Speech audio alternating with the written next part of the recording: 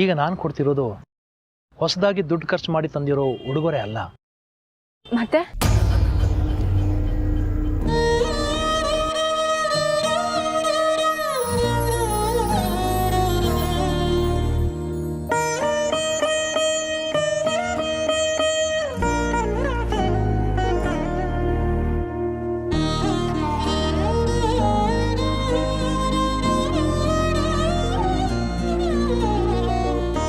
ಇದನ್ನು ಬೇಡ ಅನ್ನಲ್ಲ ತಾನೆ?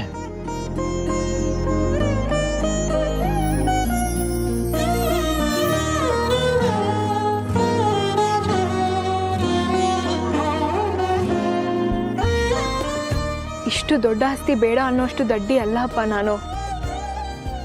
ಇದು ಬರೀ ಉಡುಗೊರೆ ಅಲ್ಲ, ನಿಮ್ಮ ಆಶೀರ್ವಾದ.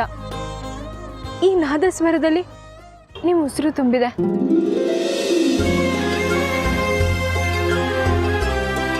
ಇದೇನಾದ್ರೂ ನನ್ನ ಜೊತೆ ಇದ್ರೆ ನೀವು ನನ್ನ ಜೊತೆ ಇದ್ದಾಗೆ. ಆದ್ರೆ ನನ್ನ ನೆನಪಿಗೆ ಅಂತ ನಿಮಗೇನು ಕೊಡ್ಲಿ ಅಪ್ಪ? ನಿನ್ನ ನೆನಪುಗಳನ್ನ ತುಂಬಿ ಬಂದಿದೆಯೇ ಕಂದ. ನಮ್ಮ ಮನೆ ತುಂಬ, ನಮ್ಮ ಬದುಕಿನ ತುಂಬ, ಅಷ್ಟು ಸಾಕು ನನಗೆ.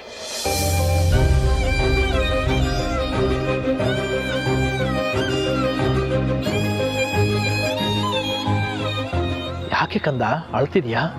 ನಾನು ಸೂರ್ಯ ಅವ್ರನ್ನ ಮದ್ವೆ ಆದ್ರೆ ಇದೇ ಮನೇಲಿ ಇರ್ಬೇಕಾಗತ್ತೆ ಅಪ್ಪ.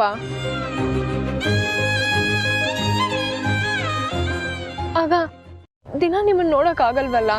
ಹಾಗಾದ್ರೆ ಸೂರ್ಯನ ಮನೆ ಹಳೆಯ ಮಾಡ್ಕೊಂಡ್ಬಿಡೋಣವಾ? ಬೇಡ ಅಪ್ಪ, ಇಷ್ಟು ದೊಡ್ಡ ಮನೆ. ಹೇಗೋ ರಂಗರಾವ್ ಅಂಕಲು ನಿಮ್ಮ ಸ್ನೇಹಿತರಲ್ಲ, ನೀವು ಅಮ್ಮನೇ ಬಂದು ನನ್ನ ಜೊತೆ ಇರ್ಬೋದಲ್ವಾ ಇಲ್ಲೇ?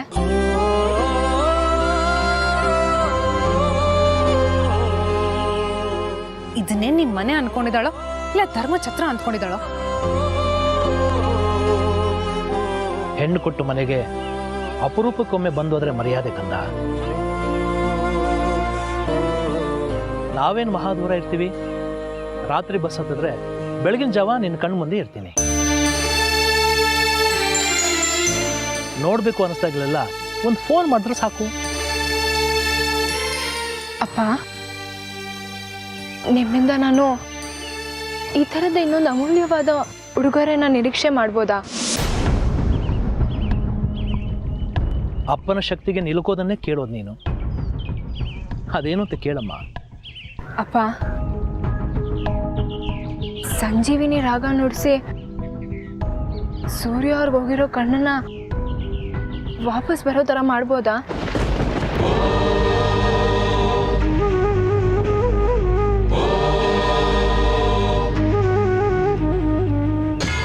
ಸಂಜೀವಿನಿ ರಾಗ ಆಯುಷ್ಯ ಇದ್ದು ಸಾಯೋ ಸ್ಥಿತಿಯಲ್ಲಿದ್ದವ್ರನ್ನ ಬದುಕಿಸೋ ರಾಗ. ಆ ರಾಗದಿಂದ ಸೂರ್ಯನಿಗೆ ಕಣ್ಣು ಬರ್ಬೋದು ಅನ್ನೋ ನಂಬಿಕೆನ ನಿನಗೆ? ನಂಬಿಕೆ ಅನ್ನೋದಕ್ಕಿಂತ ಸೂರ್ಯ ಅವ್ರನ್ನ ಈ ಸ್ಥಿತಿ ನೋಡೋದು ನನಗೆ ತುಂಬ ಕಷ್ಟ ಆಗ್ತಿದೆ ಅಪ್ಪ.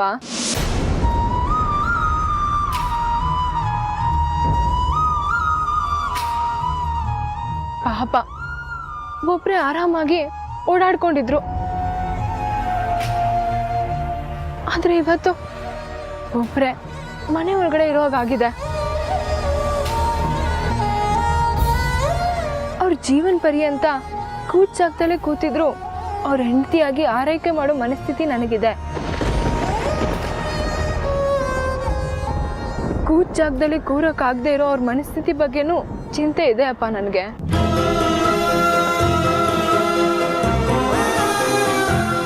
ಆದಷ್ಟು ಬೇಗ ಅವರು ಕಣ್ ಕಾಣೋ ಥರ ಆಗಿ ಮುಂಚೆ ಥರ ಓಡಾಡ್ಕೊಂಡಿದ್ರೆ ನನಗೆ ಖುಷಿ. ಅದಕ್ಕೋಸ್ಕರ ನಾನು ಏನು ಬೇಕಾದರೂ ಮಾಡ್ತೀನಪ್ಪ. ಅಪ್ಪ, ತನ್ನ ಗಂಡನ ಉಳಿಸ್ಕೊಳ್ಳೋದಕ್ಕೋಸ್ಕರ ಯಮನ್ ಜೊತೆ ಹೋರಾಡಿ ಗೆದ್ದ ಸತಿ ಸಾವಿತ್ರಿ ಬಾಳಿ ಬದುಕಿರೋ ಮಣ್ಣು ನಮ್ದು.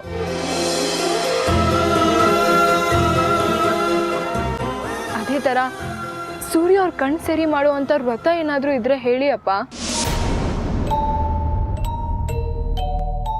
ಎಂಥ ಕಠಿಣ ವ್ರತ ಮಾಡೋದಕ್ಕೂ ನಾನು ಸಿದ್ಧ. ನಿನ್ನಂಥ ಹೆಂಡತಿನ ಪಡೆಯೋದಕ್ಕೆ ಸೂರ್ಯ ತುಂಬ ಪುಣ್ಯ ಮಾಡಿದ್ನಮ್ಮ.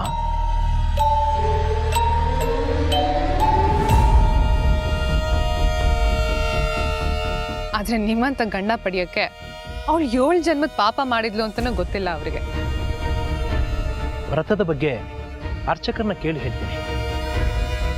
ನಿನ್ನ ಮದುವೆ ಮುಗಿತಿದ್ದ ಹಾಗೆ ಸಂಜೀವಿನಿ ರಾಗನೂ ನೋಡಿಸ್ತೀನಿ.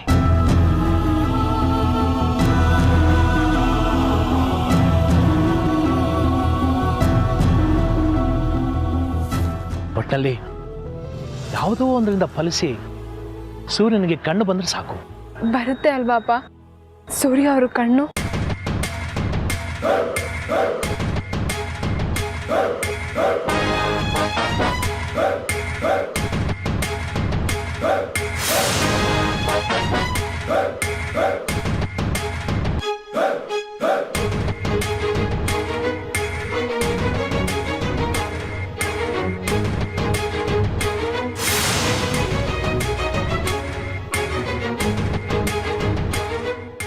ಸಂಜೀವಿನಿ ರಾಗ ನುಡಿಸಿ ಸೂರ್ಯ ಅವ್ರಿಗೆ ಹೋಗಿರೋ ಕಣ್ಣನ್ನ ವಾಪಸ್ ಬರೋ ಥರ ಮಾಡ್ಬೋದಾ? ಅವ್ರ ಜೀವನ ಪರ್ಯಂತ ಕೂಚಾಗ್ತಲೇ ಕೂತಿದ್ರು ಅವ್ರ ಹೆಂಡತಿಯಾಗಿ ಆರೈಕೆ ಮಾಡೋ ಮನಸ್ಥಿತಿ ನನಗಿದೆ. ಸೂರ್ಯ ಅವ್ರ ಕಣ್ ಸರಿ ಮಾಡುವಂತ ವ್ರತ ಏನಾದ್ರೂ ಇದ್ರೆ ಹೇಳಿ ಅಪ್ಪ. ಎಂತ ಕಠಿಣ ವ್ರತ ಮಾಡೋದಕ್ಕೂ ನಾನು ಸಿದ್ಧ. 2 ಮೈದು ಮಗು ಮನ್ಸು, ತಾಯಿ ಹೃದಯ,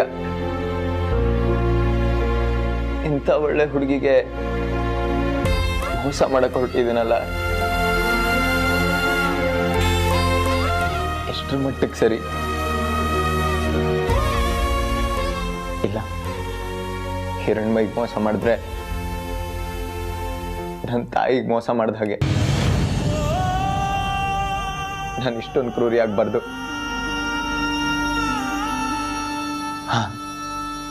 ಹಿರಣ್ಮಯಿ ಹತ್ರ ಎಲ್ಲ ಸತ್ಯ ಹೇಳ್ಕೊಂಡು ಶಿವಗೂ ಹಿರಣ್ಮಯಿಗೂ ಮತ್ತೆ ನಾನೇ ನಿಂತು ಮದ್ವೆ ಮಾಡಿಸ್ಬೇಕು. S S.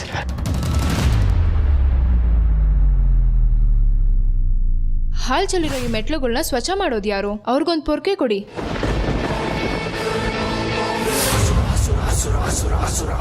ಒಂದು ಬಕೆಟ್ ನೀರು ಕೊಡಿ. ಕೆಲಸ ಶುರು ಮಾಡಿ.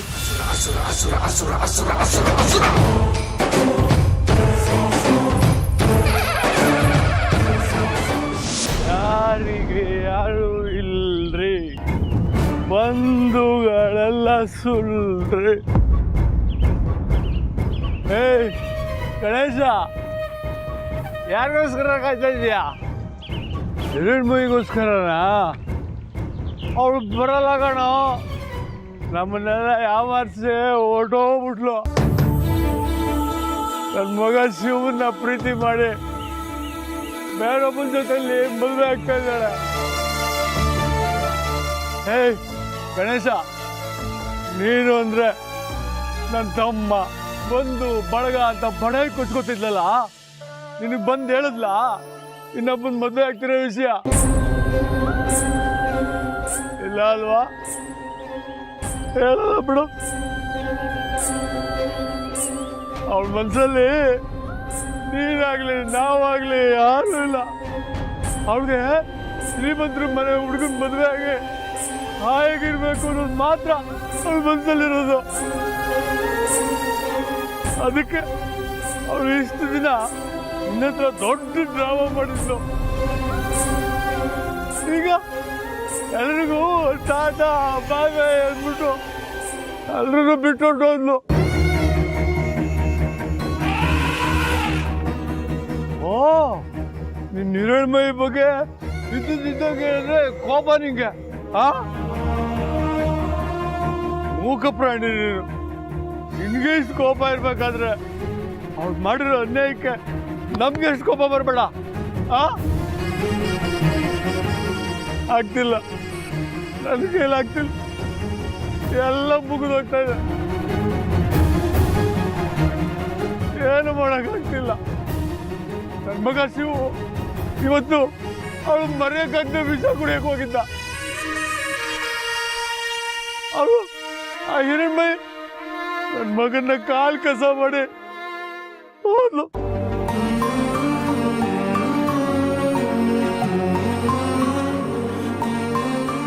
ಅದ್ನೂರಿನ ಮದುವೆ ಆಗ್ತಾ ಇದ್ದಾಳೆ.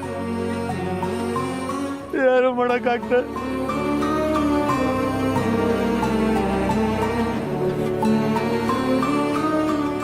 ಏಯ್ ಗಣೇಶ, ನಿನಗೆ ಮದುವೆ ನಿಲ್ಸಕ್ ಆಗತ್ತಾ ಹೇಳೋ?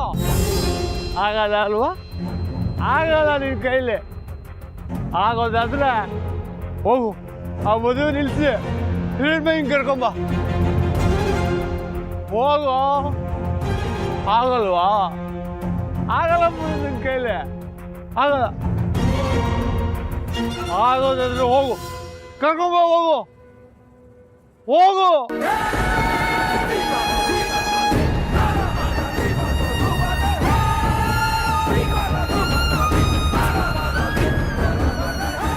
ಹೋಗ್ತಾ ಇದೆ, ಕರ್ಕೊಂಡ್ಬರುತ್ತೆ.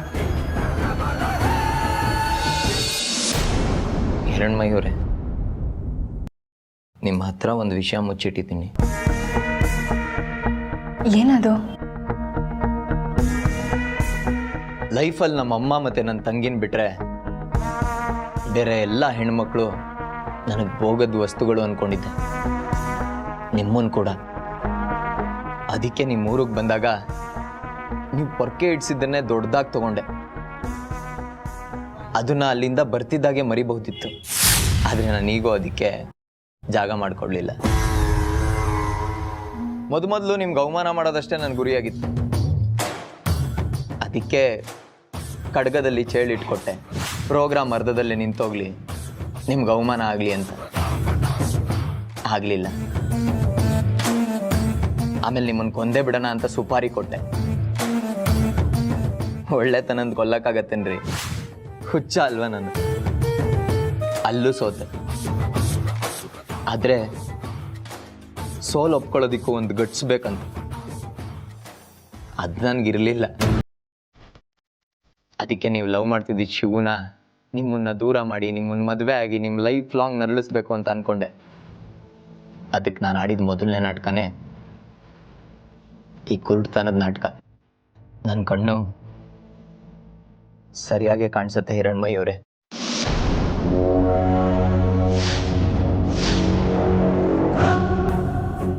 ನಾನು ಹೇಗೆ ಇಲ್ಲಿಗೆ ಬಂದೆ ಅಂತ ಯೋಚನೆ ಮಾಡ್ತಾ ಇದ್ದೀರಾ? ನೀನು ಯಾವಾಗ ಬಂದೆ?